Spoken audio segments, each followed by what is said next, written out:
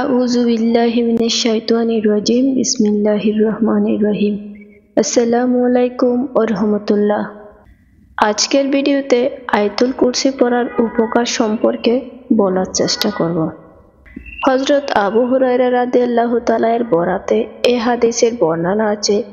তিনি বলেছেন, একবার রাসূলুল্লাহ সাল্লাল্লাহু আলাইহি ওয়াসাল্লাম আমাকে রমজানের যাকাত ফিতরা দেখাশোনা করার দায়িত্ব দেন। মূলত আমি পাহারা দিচ্ছিলাম। এই সময় একজন এসে খাদ্যদ্রব্য চুরি করতে লাগলো। আমি তাকে পাকড়াও করে বললাম, তোমাকে অবশ্যই রাসূলুল্লাহ সাল্লাল্লাহু আলাইহি ওয়াসাল্লামের কাছে নিয়ে যাব।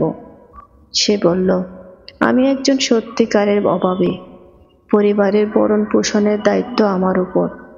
আমার দারুণ অভাব, কাজে আমি তাকে ছেড়ে দিলাম। সকালে রাসূলুল্লাহ সাল্লাল্লাহু আলাইহি ওয়াসাল্লামের কাছে হাজির হয়েছি। রাসূলুল্লাহ সাল্লাল্লাহু আলাইহি ওয়াসাল্লাম বললেন, হে আবু হুরায়রা, গত রাতে কেমন আচরণ করেছ? আমি বললাম, হে আল্লাহর রাসূল, সে তার অভাব ও অসহায় পরিবার সন্তানের অভিযোগ জানালো। এই কারণে তার প্রতি দয়া হয় আমি তাকে ছেড়ে দিলাম। রাসূলুল্লাহ সাল্লাল্লাহু আলাইহি ওয়াসাল্লাম বললেন, সতর্ক থেকো, সে আবার আসবে। আমি রাসূলুল্লাহ সাল্লাল্লাহু আলাইহি ওয়াসাল্লামের কথা শুনে নিশ্চিত হলাম যে সে আবার আসবে। কাজেই আমি তার প্রতীক্ষায় থাকলাম। সে এসে আবারও খাদ্যবস্তু নিতে লাগলো। আমি তাকে বললাম, অবশ্যই তোমাকে রাসূলুল্লাহ সাল্লাল্লাহু আলাইহি ওয়াসাল্লামের কাছে নিয়ে যাব। সে বলল, আমি অভাবী, পরিবারের দায়িত্ব আমার উপর, আমাকে ছেড়ে দাও, আমি আর আসবো না। তাতে আমার মনে দয়া হলো, আমি তাকে ছেড়ে দিলাম। সকালে উঠে যখন রাসূলুল্লাহ সাল্লাল্লাহু আলাইহি ওয়াসাল্লামের কাছে গেলাম, তখন তিনি আমাকে বললেন, আবু হুরায়রা, গত রাতে তোমার বন্দী কেমন আচরণ করেছে? আমি বললাম, ইয়া রাসূলুল্লাহ, সে তার অভাব ও অসহায় সন্তান পরিবারের অভিযোগ জানালো, তাই আমার মায়া লাগলে আমি তাকে ছেড়ে দিলাম।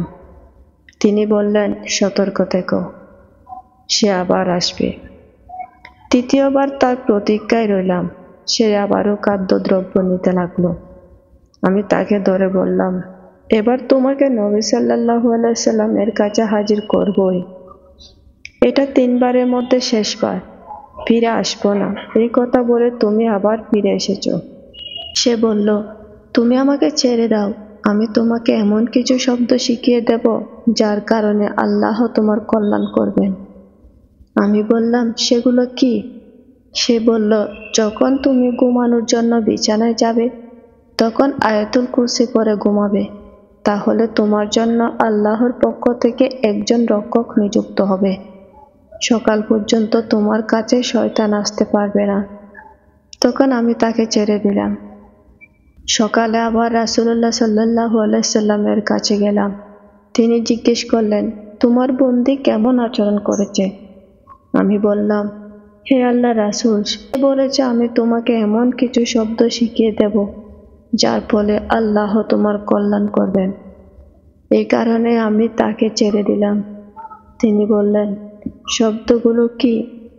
আমি বললাম, সে আমাকে বলল, যখন তুমি বিছানায় শুতে যাবে, তখন শুরু থেকে শেষ পর্যন্ত আয়াতুল কুরসি পড়বে। সে আরো বলল, এর ফলে আল্লাহর পক্ষ থেকে সবসময় তোমার জন্য একজন রক্ষক নিযুক্ত থাকবে। সকাল পর্যন্ত তোমার কাছে শয়তান আসবে না। এই কথা শুনে রাসূলুল্লাহ সাল্লাল্লাহু আলাইহি ওয়াসাল্লাম বললেন, শোনো, সে নিজে ভীষণ মিথ্যাবাদী, তবে তোমাকে সত্য কথা বলেছে। হে আবু হুরায়রা, তুমি কি জানো 3 রাত ধরে তুমি কার সঙ্গে কথা বলেছিলে? আমি বললাম, না তো। তিনি বললেন, সে ছিল শয়তান। আসসালামু আলাইকুম ওয়া রাহমাতুল্লাহ।